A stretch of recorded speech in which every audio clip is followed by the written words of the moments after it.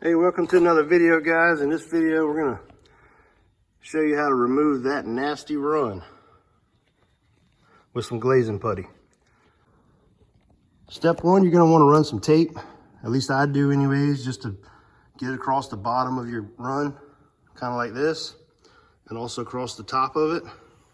I don't want to put body filler or glazing putty anywhere unnecessary. Just gonna be using some generic icing putty to fix that run. You wanna make sure you have a real clean paddle, and then go ahead and mix up some putty.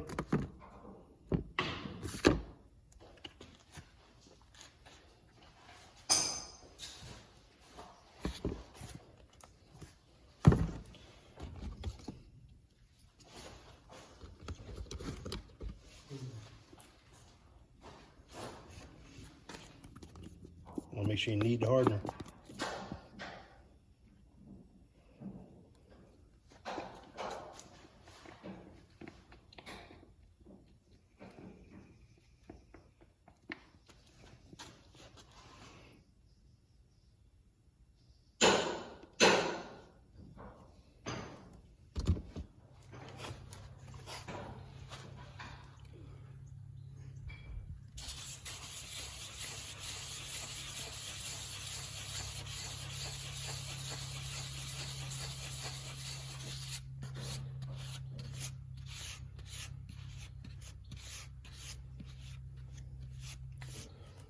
You don't want to glob this stuff on too much. You want to press down on it and get it. All you're really trying to do is fill the voids under the run. Want a real tight wipe.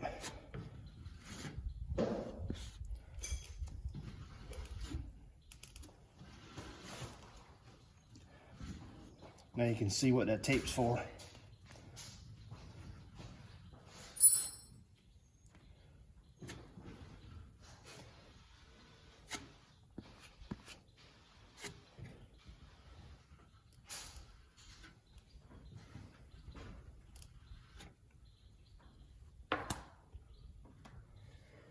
As you can see, if I didn't have that tape on there, I'd be probably making a mess. So at this point, I'm gonna go ahead and pull the tape off.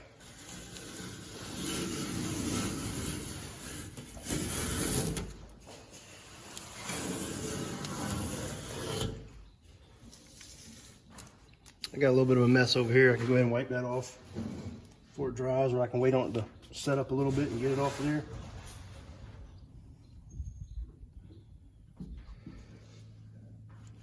Once your putty dries, might not have to do this, but I like to come back with my tape again. I mean, you can get it on it or close to it.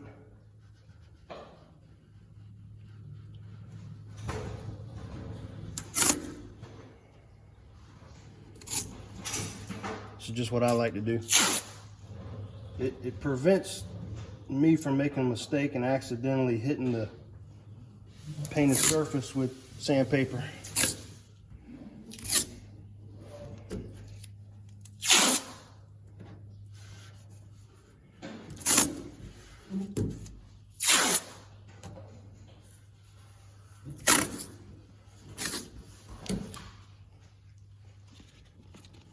All right, once you got it all taped up and you're ready to go for sanding, I start off with 400. That may sound too aggressive to some people. You know, on a freshly painted surface, I know that's maybe a little nerve-wracking, but this is just to get it started, and then we're going to work our grits up from 400 to 800 to 1,000, and work on up to probably 2,000. But let's get going.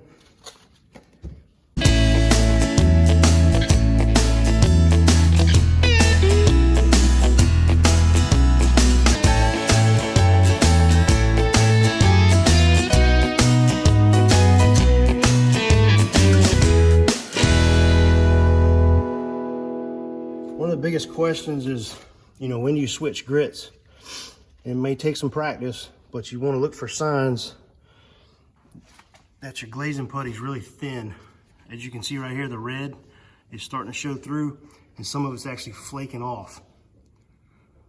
That's a good indicator right there that you may want to stop with your 400, move up to 600, 800, or whatever you got.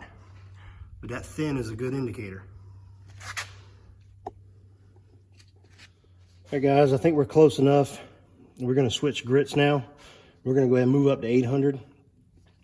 It's better when in doubt to go ahead and switch grits and take more time rather than try and rush it with a bunch of 400 or harsh grits. So we're gonna go ahead and switch over and do that.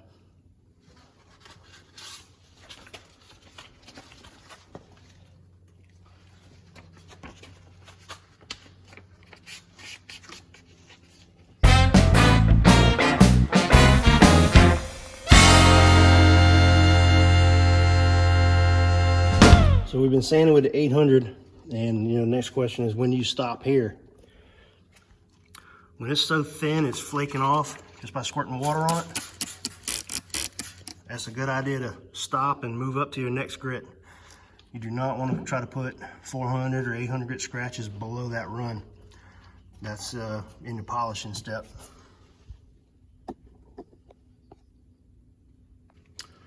All right, that's pretty much close enough for me with the 800. You can see the putty starting to flake, feather out. So now we're gonna go ahead and switch over to 1500. 1500.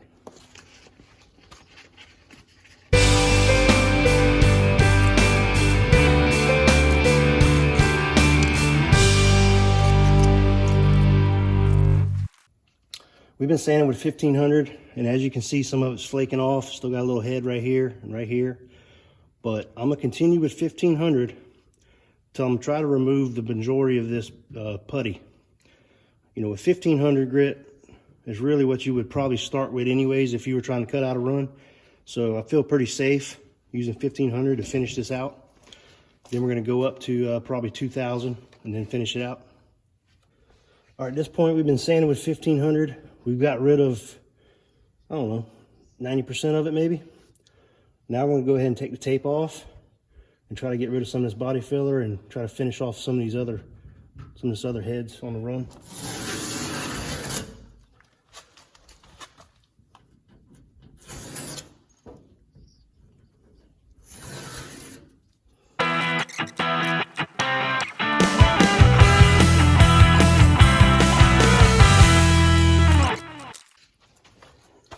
At this point, I'm happy with what I got so far. I'm gonna go ahead and switch over to 2000. We're getting closer and closer to refinishing this thing. When the water starts knocking it off, then you might want to switch your grits because you almost got it.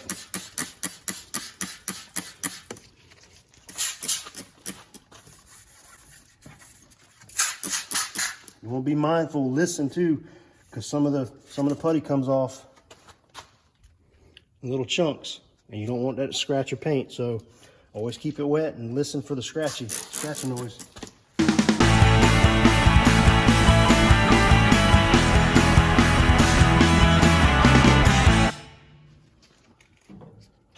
At this point, guys, I'd say 90% of the run's gone. I still feel a little bit in here, which I can just use my standard method with 2000 and keep blocking it out.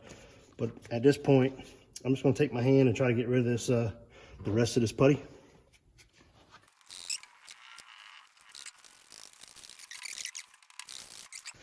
Now that we got, I'd say most of the putty off, there's still a little bit here and there, but now we wanna dry it off and see what we're working with.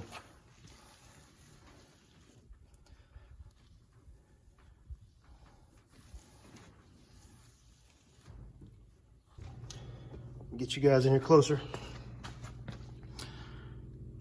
We're not 100% there, but we're getting there. Got a little bit here to get, a little bit here. I mean, we probably got 90% of this run out. Now from here, we can just take it, what we would normally would do, we just, with our 2000 grit and sand it on down, and then work our grit up to 3000 and final buffing and polishing. Here's what we got now, guys. Got all the runs sanded out.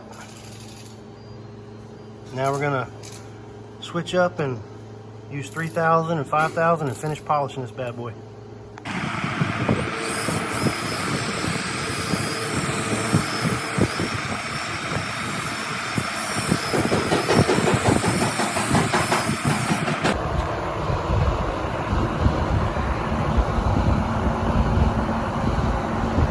No more nasty brewing.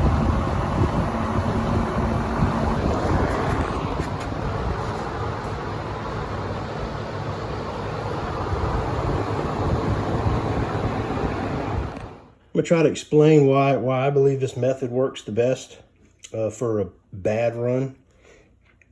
You guys all saw it on the truck. It was bad. You know, it was kind of whatever. If you take a profile view of the head at the end of it, you know, it's going to look something like this. It's going to come down, it's going to get thick, and then it's going to loop in and come down. So imagine this profile view of this tip. Now, if you were to take a block and just start on it the way it is, unless you've got enough self-control to hold this thing flat when you're sanding, which most people don't, you run the risk of accidentally hitting below the run on the clear coat or above it. You run the risk of that because it's going to want to teeter on that run. So you're going to want to sand this thing smooth as you can all the way down. So what that putty does, that icing putty, it fills in here.